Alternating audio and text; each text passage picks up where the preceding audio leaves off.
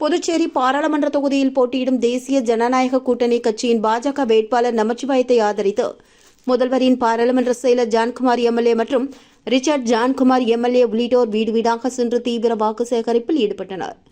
நடைபெறவுள்ள பாராளுமன்ற தேர்தலை ஒட்டி புதுச்சேரியில் தேர்தல் களம் தற்பொழுது சூடுபிடித்துள்ளது.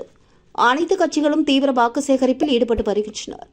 அந்த வகையில் தேசிய ஜனநாயக கூட்டணி கட்சியின் சார்பில் புதுச்சேரியில் பாஜகவில் போட்டியிடும் அமைச்சர் நமச்சிவாயத்தை ஆதரித்து நெல்லித்தோப்பு தொகுதி முழுவதுமாக முதல்வரின் பாராளுமன்ற செயலர் ஜான்குமார் எம்எல்ஏ மற்றும் தொகுதி சட்டமன்ற உறுப்பினர் ரிச்சர்ட் ஜான்குமார் உள்ளிட்டோர் தொடர்ந்து தீவிர வாக்கு சேகரிப்பில் ஈடுபட்டு வருகின்றனர்.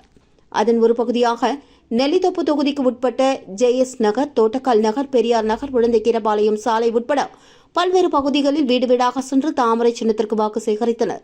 இதில் என்ஆர் காங்கிரஸ், பாமக மற்றும் தேசிய ஜனநாயக கூட்டணி கட்சி நிர்வாகிகள் உட்பட பலர் பங்கு பெற்றனர்.